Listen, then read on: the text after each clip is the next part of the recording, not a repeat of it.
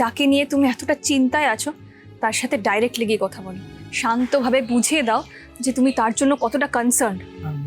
বলছেন সরাসরি কথা বলবো? হ্যাঁ, তাড়াতাড়ি কথা বলো, কথাগুলো মনে চেপে রেখো না। কি ব্যাপার? শুভ শাওন ম্যাডামের সাথে দাঁড়িয়ে এখানে কি কথা বলছে? তুমি হঠাৎ এইসব প্রশ্ন করছো কেন, তাও আবার আমাকে? কারণ ম্যাডাম এই মুহূর্তে আমার প্রশ্নের উত্তর আপনি ছাড়া আর কেউ দিতে পারবে না। প্লিজ বলুন না ম্যাডাম, আপনার জন্য ভালোবাসা মানে কি? শুভ এই প্রশ্নগুলো ওনাকেই বা কেন করছে? সরাসরি তো আমাকেই জিজ্ঞেস করতে পারে। শাওন ম্যাডামের সাথে ভালোবাসার কথা এত বলার কি দরকার? আচ্ছা কি ব্যাপার বলো তো শুভ, আমি যখন তোমাকে জিজ্ঞাসা করি তোমার কোনো গার্লফ্রেন্ড আছে কিনা, তখন তুমি বলো নেই। আবার এটাও বলো যে ভালোবাসা কি এই সম্বন্ধে তুমি কিছুই জানো না।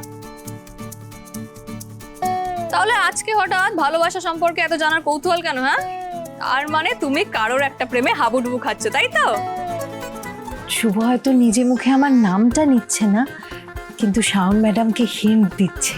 আজ কিন্তু তোমায় নিজের গার্লফ্রেন্ডের নাম বলতেই হবে। ম্যাডাম আপনি কিন্তু ঠাট্টাই আর কি করে না আমার কথা ঘুরিয়ে দিচ্ছেন, প্রশ্নের উত্তরটা দিচ্ছেন। আপনি এগুলো ছেড়ে অন্য কথা ছেড়ে আগে বলুন আপনার জন্য ভালোবাসা মানে কি? নিজের প্রশ্নের উত্তর না পেলে আমি তোমার কোনো প্রশ্নের উত্তর দেব না। আমি তোমাকে নিজের বেস্ট ফ্রেন্ড বলি, তাই আমার বেস্ট ফ্রেন্ডের মনে কে এসে জুড়ে বসেছে তার নাম আমি আর জেনেই ছাড়ব। ম্যাডাম আমি আপনাকে হাত জোর করছি এই প্রসঙ্গটা ছেড়ে দিন। আমি আপনাকে যেটা জিজ্ঞেস করছি আপনি প্লিজ তার উত্তরটা দিন, কারণ এটা জানা না আমার জন্য খুব দরকার ম্যাডাম। আপনি অন্তত এটুকু বলে দিন যে কেউ প্রেমে পড়লে কেমন আচরণ করে, কি ফিল করে ম্যাডাম। অন্তত এটুকু বলে দিন যে বাইরে থেকে কোন কোন লক্ষণ দেখলে বোঝা যাবে যে প্রেমে পড়েছে। আরে এটা বোঝা তো খুবই ইজি, তুমি সিনেমায় দেখোনি কেউ যখন প্রেমে পড়ে তখন সে ঠিক করে ঘুমাতেই পারে না, ঠিক করে খেতেও পারে না, কোনো কাজে মনই বসে না, যাই করতে যায় সেটাই ভুল করে ফেলে, কারণ তারা মনে মনে শুধু তার ভালোবাসার মানুষের কথাটাই ভেবে যাচ্ছে। ঠিকই তো, শুভ তো ঠিক করে খেতেও পারে না, ঘুমোতেও পারে না, সব সময় আমার কথাই চিন্তা করে। কিন্তু বোকাটা আমায় যে কেন কিছু বলছে না? তার মানে এতক্ষণ এই প্রশ্নগুলো তুমি বৃষ্টির কথা ভেবে করছিলে? হ্যাঁ ম্যাডাম, কারণ আপনি যা যা লক্ষণ বললেন না সব কটা বৃষ্টির মধ্যে এসেছে। মানে মানে বৃষ্টি কারোর প্রেমে পড়েছে? সেটা ঠিক জানি না ম্যাডাম, ও তো আমাকে কিছু বলেনি, বলবেও না।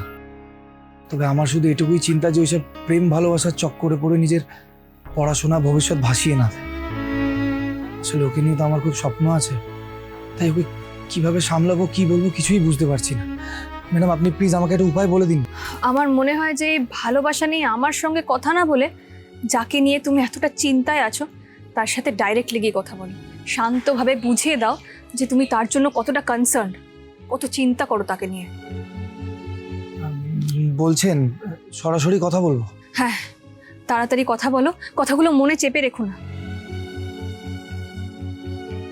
উমা, উমা এ তো দেখছি শাওন ম্যাডাম খুব ভালো। আমি অযথাই ভাবছিলাম যে উনি আমাদের দুজনের মাঝখানে আসছে। না, বরং উনি তো শুভকে বুঝিয়ে বলছে যে শুভ যাতে আমাকে এসে সরাসরি প্রপোজটা করে দেয়। শুভ এসে একবার আমাকে প্রপোজ করুক, তখন আমি এই বাইকের সারপ্রাইজটা ওকে দেব। উফ, ও শুভ, শুভ তুমি তোমার মনের কথাটা আমাকে তাড়াতাড়ি বলে দাও না প্লিজ, আমার যে আর তর সইছে না। বৃষ্টি তো একটু বেরোলো, বৃষ্টি আজকে বাড়ি ফিরুক, ওকে সরাসরি জিজ্ঞেস করে না যে ও কারোর প্রেমে পড়েছে কিনা।